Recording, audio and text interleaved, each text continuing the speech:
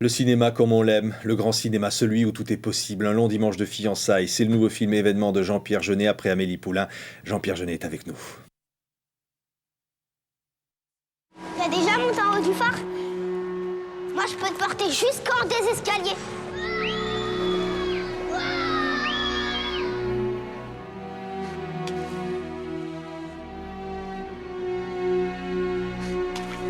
Quand Mathilde et Manek ont fait l'amour pour la première fois, il s'est endormi la main posée sur son sein. Un matin d'août, on était venu le chercher.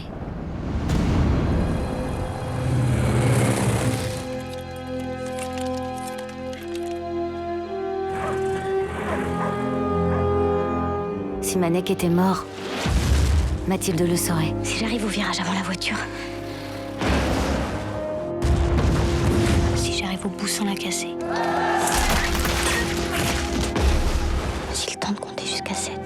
Le train n'est pas rentré dans un tunnel. Malek reviendra vivant. Elle se raccroche obstinément à son intuition. À ta place, j'oublierai tout ça, Mathilde. Ça sert à rien de poursuivre du vent. Ça s'appelle de l'espoir.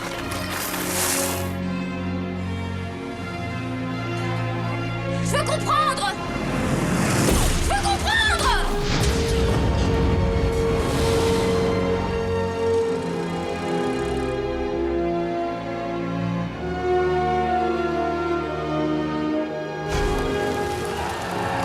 Dis-moi, Bleuet, t'as bien une fiancée, non? Mathilde, j'entends son cœur qui passe comme du morse. Est-ce que je veux être idiote? Si Manek était mort, Mathilde le saurait. Avec des scies, on peut mettre un cachalot dans une boîte d'allumettes. Jean-Pierre Jeunet, merci d'être avec nous. Sébastien Japrisot avait écrit ce très beau roman. Ça fait 10 ans que vous rêviez de porter cela à l'écran. C'est un pari fou. 12-13 même, oui. Ouais. Un pari, c'est le cas de le dire, un pari de 1920, c'est un pari, Ouais. c'était les années folles, donc oui, c'est un pari fou. Oui, parce que la guerre de 14, évidemment, les souvenirs, cette femme, cette passion, hein, Mathilde qui va tenter de retrouver le parcours, qui va se une sorte d'enquête quasiment policière, mais avec des personnages magnifiques. C'est-à-dire, il fallait tout recréer, y compris la guerre de 14. Oui, mais c'est ça qui est marrant avec le cinéma, c'est juste pour reproduire la réalité, moi ça m'intéresse pas. Soit on invente un univers, soit on recrée un univers qui est beau. Je me suis rendu compte il y a pas longtemps que je ne peux filmer que ce que j'aime. Alors ça limite, hein, bientôt j'aurai plus de sujet. Parce que finalement, on n'aime pas tant de choses que ça dans la vie. Et j'en ai mis beaucoup dans Amélie. Mais j'ai besoin d'aimer jusqu'au dernier petit détail, jusqu'au bouton de la chemise, quoi. Il faut que j'aime ce que je filme. C'est en travaillant déjà avec Audrey Tautou pour Amélie Poulain, vous aviez déjà le visage à travers elle de Mathilde. Voilà, c'est-à-dire que quand j'ai lu le roman, je me suis dit qui pourrait jouer Mathilde. À l'époque, je pensais un peu à Juliette Binoche, mais c'était il y a 13 ans. Et puis, c'est en faisant Amélie que je me suis dit, ben voilà, j'ai rencontré Mathilde. Si elle m'avait dit non en lisant le roman, je crois pas que j'aurais fait le film, en fait. Ouais. C'est-à-dire, elle a cette force intérieure, cette fragilité d'apparence, comme ça. Et on a l'impression que, comme ça, elle est déterminée. Le moindre signe du destin lui dit que Marek est vivant. Ouais.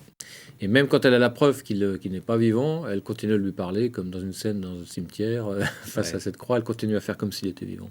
Ouais. Mais Japrisot avait mis en exergue un petit texte de Lewis Carroll à propos de Alice au Pays des Merveilles, que j'aime beaucoup, ou quelque chose comme le roi demande à Alice, qu'est-ce que vous voyez sur cette route? Et Alice dit, moi je ne vois rien. Et le roi dit, c'est incroyable, moi la seule chose que je suis capable de voir, ce sont des gens. Et j'adore les gens qui ont la capacité de ne pas voir ce que voient les autres ou de voir ce que ne voient pas les autres. Et Mathilde, c'est ça. Elle a décidé que c'était comme ça. Et elle est seule contre tous. Et elle va gagner. Ouais. Alors ça s'est passé comme ça. Un matin, on est venu chercher Marek pour aller sur le front de la Somme à la guerre.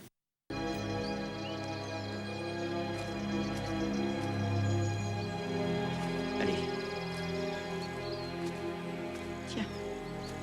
Mais je fume pas. Je sais. Tiens. Vous devez faire de nouveaux amis, hein?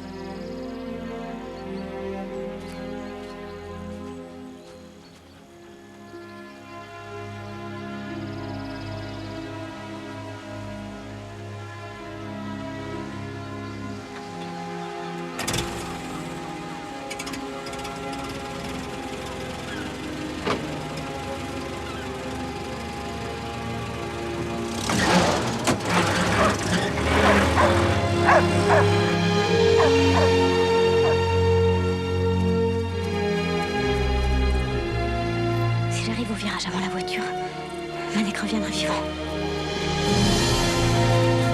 Si j'arrive au virage.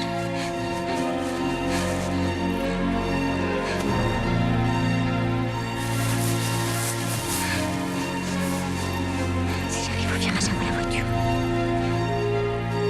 Manek reviendra vivant.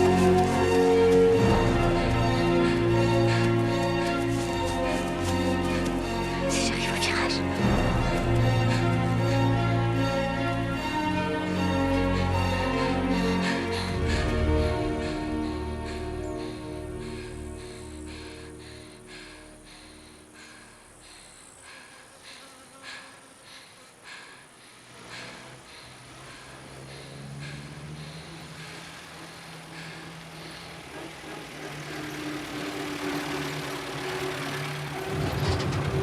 Bonjour.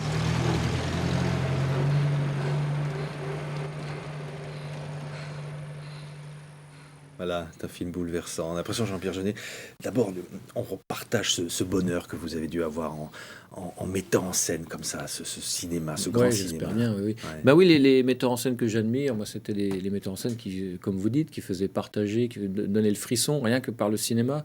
Certains prétendent qu'on ne doit pas voir la caméra. Moi, j'adore quand elle joue un rôle, qu'elle est un personnage. Le premier grand choc que j'ai eu dans ma vie, c'était Il était une fois dans l'Ouest, de Ouais. Sergio Leone. Tout d'un coup, moi, je me rendais compte que le cinéma pouvait être ludique et qu'on pouvait faire frissonner avec un gros plan sur 2 yeux qui remplissaient tout l'écran, vous voyez, Ouais. avec des mouvements de caméra invraisemblables. Ouais. Puis après, c'était Orange Mécanique de Kubrick, dans la même veine, surtout pour la forme. Ouais, et voilà, et ces gros plans, enfin, c'est-à-dire tous autorisés, des contre-plongées, des vues aériennes, des Oui, moments où la absolument. caméra fait des choses que nous aurions aimé faire. Il y a un plan extraordinaire sur la place de l'Opéra de Paris, vous avez reconstitué, on voit les véhicules qui circulent et ce cadrage qui va ensuite À l'intérieur dans- d'une pièce, oui. ouais, à l'intérieur d'une pièce. Je déteste pas le plan des halles aussi, où on reconstitue les halles avec les pavillons de Baltard de l'époque, et on descend, et sans couper, on rentre à l'intérieur du marché, et on finit en gros plan sur Jodie Foster. Ouais, Comme ça. c'est ça. C'est pas mal. C'est justement, ça me permet de parler des acteurs qui sont tous magnifiques. Alors, Jodie Foster, vous la citiez à l'instant, elle arrive comme ça dans ce film, immédiatement, elle campe cette femme Ouais. qui va se tenter de se faire un enfant avec l'aval de son mari, par un ami, parce que avoir un enfant de plus, ça l'empêcherait son mari de partir à la guerre. Ouais, enfin, il serait libéré de la guerre parce qu'à Ouais. partir de 6 enfants, il renvoyait les hommes dans les foyers. Oui. Donc, Jacques Rizzo s'est inspiré de plein de détails vrais de la guerre. Et dans son bouquin, Ouais, le chapitre qui s'appelle La femme prêtée est presque une histoire à part entière. Et dans le film, on a bien fait attention à soigner ce moment. ouais. C'est bien d'avoir eu Jodie Foster pour interpréter le rôle d'Élodie Gorde. Ouais, et alors, elle est très prenante. D'ailleurs, Marion Cotillard, qui est là, on peut voir tous les acteurs, les Il y a beaucoup actrices, d'acteurs, bon. hein, il y en a Ouais, 80. ouais. Mais alors, à chaque fois, ce sont des personnages très forts. Elle venge, c'est le contraire de Mathilde. C'est l'ange noir, ce ouais. que fait Mathilde, elle le fait Ouais. de version. Elle va le version payer noire. jusqu'au bout, mais elle va aller jusqu'au Ouais. bout d'une autre façon. Ce sont des Mm. personnages pour qui, finalement, l'histoire, ça se bouscule. Ouais. Mais ils ont tous des caractères très forts, ce qui m'a permis d'avoir des acteurs formidables pour des tout petits rôles, parce que chacun avait quelque chose à défendre. Donc j'ai un casting que j'ai jamais eu. Ça va de Tchéky Cariou à Dupontel, à Daroussin, à André Dussolier. Je ne vais pas les citer tous, parce qu'ils sont tous formidables. Mais ça, je ne pense pas que ça fasse galerie de personnages, d'abord parce qu'on les a bien transformés comme à l'époque. On ne les reconnaît pas forcément d'ailleurs. Et puis parce que chacun a un vrai rôle dans l'histoire à jouer. Ouais, il y a Tiki Olgado, on pense évidemment Tiki beaucoup à Olgado, lui oui. en regardant ce Ouais. film, parce qu'il est formidable dans le film. Ouais, tout je suis vraiment simplement, très fier qu'il soit dedans parce que je me suis beaucoup battu contre les assurances qui refusaient de le prendre en charge. Et un jour, je me suis levé un matin, j'ai dit à la production, écoutez, c'est pas compliqué, si Tiki fait pas le film, ben moi non plus. Ouais. Et ça a débloqué la situation. Et Tiki voulait faire ce film. Oui, et je pense qu'il a eu du plaisir, même si c'était pas facile pour lui, parce que il avait des petits trous de mémoire. Il y a eu un moment où il a appris que la maladie était revenue, et malgré tout, il a eu un grand courage. Mais je crois qu'il a eu beaucoup de plaisir quand même à jouer ce détective, et Germain Pire. Alors, Pierre Calafouine. on en prend plein la vue dans ce film. Et il y a des séquences comme ça qui marquent. On a une chance, c'est un extrait dans le moment, je trouve, les plus beaux du film. C'est dans un cimetière. Mhm. Elle est là, Mathilde, toute seule.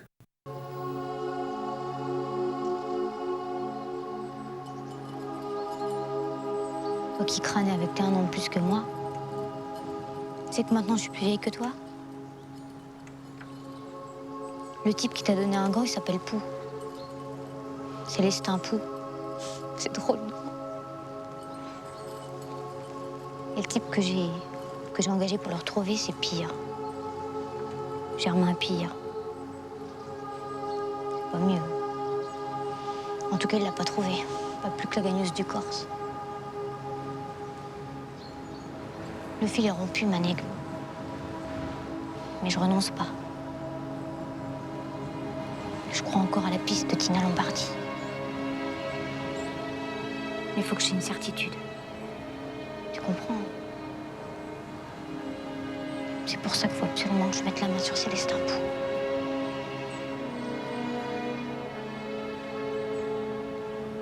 T'es vraiment contrariant, tu sais.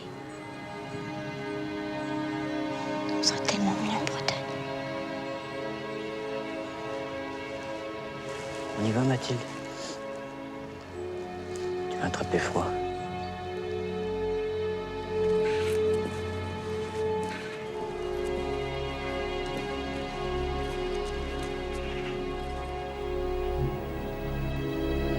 Ouais, Jean-Pierre Jeunet. Quand les lumières se rallument dans la salle, je peux vous dire, il y en a qui sont pas fiers. Ouais, ça. Ouais. Heureusement que le générique est long, ça permet, ça laisse le temps de tamponner les yeux. Ouais. Et vous avez dit d'ailleurs, je crois, dans une interview, si on ne pleure pas à la fin, j'aurais pas réussi mon film. Oui, Ouais. alors c'est pas forcément à la fin. Chacun a son moment différent. Et en fait, moi, quand je le revois, ça me touche à des moments. À chaque fois, c'est pas au même endroit. Il faut dire aussi qu'un film, il bouge pas. Une fois qu'il est gravé sur la pellicule, il bougera pas. Mais nous, on change. On le voit donc jamais pareil, en fait. Ouais. C'est vrai que, bon, je vais vous dire, on pleure, mais on pleure avec une infinie tendresse, une infinie émotion. Et on le voit moins dans les extraits, mais un film qui dénonce aussi l'horreur de la guerre. J'aime pas trop le terme de dénoncer parce que ça me semble tellement évident que la guerre est une chose dénonciable que c'est presque cliché. Mais en tout cas, j'avais besoin et envie de la raconter parce que c'est une guerre qui n'a jamais été tellement racontée jusqu'à maintenant, alors que c'était quand même l'histoire de nos pères et de nos grands-pères, qui a tué 9 millions de personnes et que c'était une guerre sans doute une des plus abominables. En plus, pour une mauvaise idéologie, il ne s'agissait pas comme pendant la Deuxième Guerre mondiale de lutter contre le nazisme ou le fascisme. C'était au profit des marchands de canons qu'on envoyait les paysans et les ouvriers se faire massacrer. Donc, il y a eu quoi? Il y a eu 5-6 ouvrages de référence en littérature, et puis après, 4-5 films, pas plus. J'exagère à peine. Maintenant, heureusement, il y a une espèce de regain d'intérêt que je pense que c'est parce que les derniers témoins sont en train de disparaître. Ils ont tous entre 100 et 110 ans. Et bien, on se rend compte que bientôt, ça sera comme la guerre de 100 ans. Ça sera vraiment de l'histoire ancienne. Et donc, tout ce qui sort, les publications, chacun retrouve le carnet de bord du grand-père dans le grenier. Et ça se vend comme des petits pains. Et je trouve ça très bien. Ouais. Parce que tout d'un coup, il y a une espèce de prise de conscience que ces hommes qui ont connu ça, c'est pas juste les anciens combattants un peu ridicules, le 11 novembre, avec les bérets qu'on a caricaturés. C'était autre chose. C'était extrêmement humain et d'une violence absolument incroyable. Ouais, alors, on est quasiment, dans votre film, on est dans ces tranchées. Une reconstitution extraordinaire. C'est-à-dire qu'on y sent la boue, on y sent les rats, on y sent le froid, on entend les balles qui rentrent dans les chairs. Autant j'ai amené de la fantaisie et de l'humour même, et de l'originalité autant que faire se peut pour le reste du film, autant tout ce qui concerne la guerre, j'ai été très, très, très, très scrupuleux. Et on s'est inspiré que de choses existantes, de photos, de la nombreuse iconographie ou des récits, de la peur de Gervais le Chevalier, des croix de bottes d'Angelès, tout ça. Et donc, tout est vrai. Il n'y a pas un détail qui ne soit pas... vrai. Manek, il est condamné à mort, avec d'autres, dans ses tranchées, pour mutilation volontaire. C'est des choses qui se sont vraiment produites, c'est-à-dire qu'on va le jeter entre les deux lignes allemande et française, comme ça. Vous savez, aujourd'hui, pour le moindre incident, on a des cellules d'aide psychologique. À l'époque, vous imaginez, ils voyaient leurs camarades mourir sous leurs yeux, déchiquetés, et leur seul destin était de mourir. Donc, certains, pour y échapper, effectivement, allaient jusqu'à se mutiler. Ça en dit long sur l'état de désespoir.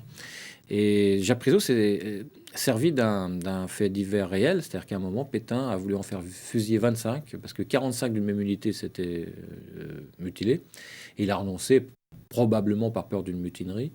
Et donc, les 25 ont été balancés par-dessus le parapet pour y passer la nuit, raconte le général Fayolle. On ne sait pas ce qu'il est advenu après. En tout cas, voilà, Jacques Prizot est parti de cet incident pour son roman. Ouais, c'est extra. Enfin, ils sont au milieu de nulle part, une espèce de no man's land comme ça. Ils n'appartiennent plus ni dans un camp ni dans un autre, et ils peuvent être tués par l'un ou l'autre des deux camps. Et parfois, c'est dans leur propre camp que ça vient. C'est-à-dire qu'il y a une espèce de folie comme ça qui culmine.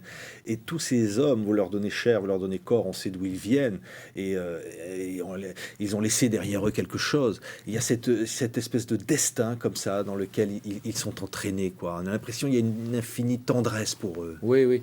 Ben moi, j'ai lu tant d'abominations, tant d'histoires absolument invraisemblables que Il y a plus qu'à reproduire, vous voyez.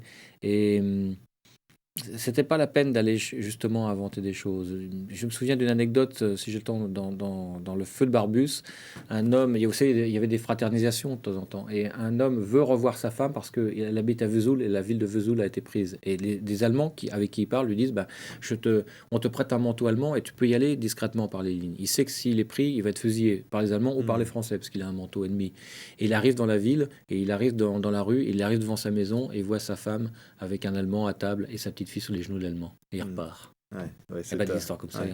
Voilà, c'est vraiment la réalité que vous nous faites revivre ces événements, et en même temps, on l'a bien vu, une écriture cinématographique, c'est-à-dire le cinéma au service, comme ça. Évidemment, on a beaucoup dit, c'est un film qui a coûté très cher, mais c'est-à-dire, c'est les moyens pour faire que ce qui paraît impossible le devient à l'écran. En tout cas, tout l'argent est sur l'écran, ça je peux vous dire. Et puis pour moi, le cinéma, c'est aussi le style. Alors, je sais que souvent, on me reproche que c'est trop beau, mais on le reproche jamais au Parrain numéro 2, qui était notre référence principale, en tout cas au niveau esthétique, et à tous les films que j'adore, comme La leçon de piano de Jeanne Campion, les films de Wong Kar-wai, ou plutôt Kurosawa, Fellini et tant d'autres. Le grand classique du cinéma qu'est Citizen Kane est un film, Dieu sait s'il est graphique. Voilà. Mais en France, ça dérange toujours un peu certains intellectuels, bizarrement. Comme si le cinéma ne devait pas être du cinéma. Bon, votre parcours, Jean-Pierre Jeunet, évidemment, il y a Délicatessen, c'était Les Enfants Perdus, même un Alien aux États-Unis, et puis bien sûr Amélie Poulain. C'est-à-dire, on arrive à avoir cette écriture qu'on vous reconnaît tout de suite comme ça, pour finalement parler de choses très différentes, mais sentir que derrière tout ça, il y a quand même le regard d'un cinéaste. Oui, le style, c'est important. En littérature, on ne se pose pas la question. Il faut avoir du style. En cinéma, c'est souvent coupable. Mais les grands metteurs en scène que j'admire, moi, ont du style. Comment vous êtes le directeur d'acteurs sur le terrain d'un film aussi lourd, parce que c'est très simple, une infrastructure. Il faut faire le bon choix. Tous les metteurs en scène vous diront ça. Donc il faut. Alors parfois vous avez une idée dans la tête, comme Marion Cotillard, je savais qu'elle serait parfaite. Et parfois, comme pour le rôle de Manek, j'en ai vu 50 ou 60. J'ai fait des essais avec tous. Et à un moment, on se dégage le meilleur. Voilà, vous l'avez. Une fois que vous avez fait le bon choix, il n'y a plus qu'à les aider, les guider, mais il faut leur laisser aussi beaucoup de liberté. Parfois même, je provoque des semi-improvisations. Vous parlez de Jodie Foster, il y a une scène de gêne avec cet homme qui vient pour lui faire l'amour et qu'elle ne connaît pas. Et donc j'allais à tour de rôle les voir, je leur glissais une information dans l'oreille, donc l'autre ne savait pas ce qu'il allait dire et ça provoquait quelque chose d'un peu autour de la gêne et ça marchait très bien. Parfois ça marche pas, mais là ça marchait. On peut pas provoquer l'émotion. Évidemment, Audrey Tautou, il y a des moments extrêmement forts, des gros plans, on voit ses yeux comme ça, qui sont si extraordinaires. Alors pour elle, la seule façon que j'avais de l'aider pour le scène d'émotion, c'était de disparaître. Si jamais je lui mettais la pression, j'étais derrière la caméra à côté d'elle. Une fois, j'ai commis une erreur énorme. J'ai demandé à l'équipe, pour respecter sa concentration, de faire un grand silence sur le plateau. Ça l'a complètement traumatisé. Il était plus bon à rien. Donc tout le monde a repris une activité normale et c'était beaucoup mieux après. En fait, ce travail-là, finalement, il n'y a que l'acteur qui peut le faire. On ne peut rien pour lui. Alors, il y a évidemment l'image, Jean-Pierre Jeunet, ces couleurs comme ça sur l'écran, très différentes selon qu'on est dans les tranchées ou qu'on est dans le Paris des années 20. On sent comme ça, on ressent finalement les choses aussi à travers l'image. Ah oui, parce que c'était un gros problème de comment reproduire cette image qu'on a tous dans l'inconscient collectif. On s'est rendu compte avec mon chef opérateur, Bruno Delbonnel, qu'en fait, on connaissait les images de cette époque qu'à travers le noir et blanc ou le sépia. Donc, on a été un peu dans cette direction, ce qu'ils avaient fait donc, dans le Parrain numéro 2 aussi. Mais grâce aujourd'hui aux techniques du numérique, on a pu injecter à l'intérieur des petits moments de couleur, des taches de couleur, qui donnent un aspect plus moderne, mais quand même dans un registre globalement époque. Qu'est-ce qu'ils nous disent finalement, ces personnages qui renaissent à travers vous, de ces années 20, comme ça? On a l'impression que cette guerre s'est terminée, on est passé à autre chose. Et guerres, on leur a fait des monuments dans les villages, oui, c'est ça. On a dit ils sont morts pour la France. Là, on voit les choses très différemment à travers ce film. J'espère que ce film va apporter une petite pierre au fait que les gens vont se rendre compte de ce que c'était, qu'on va avoir un regard nouveau, peut-être, sur ce qu'ont vécu, le drame immense qu'a vécu tous ces gens. On a fait un livre aussi qui est là et qui aide un peu à ça. Voilà, on peut le montrer parce que vraiment, c'est une œuvre d'art. Il y a un almanach sur la guerre de 14-18 qui justement compare, parle de la vraie guerre et on comprend tous les petits détails qu'on a mis dans le film, mais par rapport aux vraies histoires. Ouais, et alors, voilà, bon, il y a même, regardez, parce que ça c'est votre idée, hein. Ce sont des lunettes, hein, qui permettent, en glissant comme ça des photos qui sont des photos doubles, de voir des images en relief. Autrefois, ça se faisait vraiment. On a vu énormément de vues de la guerre de 14, c'est sur des plaques en verre, extrêmement saisissantes, puisque en relief, alors très très violentes, souvent, parce qu'il y avait beaucoup de cadavres. Et nous, on a fait tous les portraits des personnages et des images du film, ça s'appelait des vues stéréoscopiques, et le relief est saisissant. Dommage que la caméra ne puisse pas rentrer, une double caméra à l'intérieur, c'est stupéfiant. Parce qu'effectivement, il y avait les débuts de la photo, cette guerre n'était pas médiatisée comme l'ont été les guerres suivantes. Oui, et c'est juste ce que vous dites là, parce qu'il y a un autre aspect qui était négatif pour l'image de la guerre, c'est que les images de film étaient tournées à 16 images secondes. Rediffusées à 24, ça donne de l'accéléré. On a tous vu les soldats qui défilent comme ça. Ouais. Donc, effet comique. Donc, il y a toujours un aspect comique dans les images de poilus. Et ça a complètement détourné, désinformé cette guerre. Alors Jean-Pierre Jeunet, on va dire que c'est déjà parce qu'on pense que ça va être un classique ce film. Alors, on pense aux Oscars, hein, on a déjà dit que vous serez peut-être dans la liste. Ça me fait un petit peu penser aux Français à la Coupe du Monde en Corée où on nous voyait déjà en finale. On l'espère un peu mieux quand même. Donc écoutez, laissez-le sortir le film, voyons si les gens accrochent. Et après, on verra. Je sais que les Américains espèrent ça. Pourquoi ? Parce que ça aiderait beaucoup à un éventuel succès du film qui va être montré aux États-Unis en version française sous-titrée. Et quand même, la Warner qui le distribue dans le monde entier a mis énormément d'argent sur un film en langue française, ce qui est très courageux. C'est un événement historique, c'est jamais arrivé. Donc évidemment, les Oscars aideraient bien. Ouais. Et alors, quand je disais que c'est le cinéma où tout est possible, je pensais simplement à la fois le grand spectacle, parce qu'on y va au cinéma, c'est aussi pour en prendre plein la vue, et d'une caméra qui part d'un grand spectacle, on va sur le regard très serré d'une émotion. C'est-à-dire le cinéma où les extrêmes sont là, quoi. Mais le plus important, la vie est là. Le plus important, c'est l'émotion, les sentiments et les personnages. C'est quelque chose que j'ai compris un peu tard. Dans La Cité des Enfants Perdus, on avait privilégié l'esthétisme. J'ai compris ça, et avec Amélie, j'ai commencé à travailler un peu là-dessus. Toujours, d'abord, l'histoire, les sentiments, et après, comment le raconter. Ouais. Mathilde le sait. Si elle était morte, elle le saurait. C'est voilà, toute l'histoire de ce magnifique film Un long dimanche de fiançailles. Jean-Pierre Jeunet, merci d'être venu nous en parler ici. Ben, merci à vous. Et on a envie déjà de le revoir. Ça, c'est bien. Les producteurs vont être contents. Merci. Merci.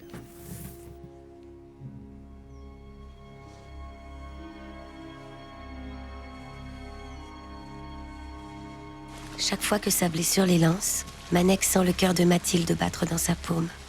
Et chaque pulsation la rapproche de lui. Si Manek était mort, Mathilde le saurait.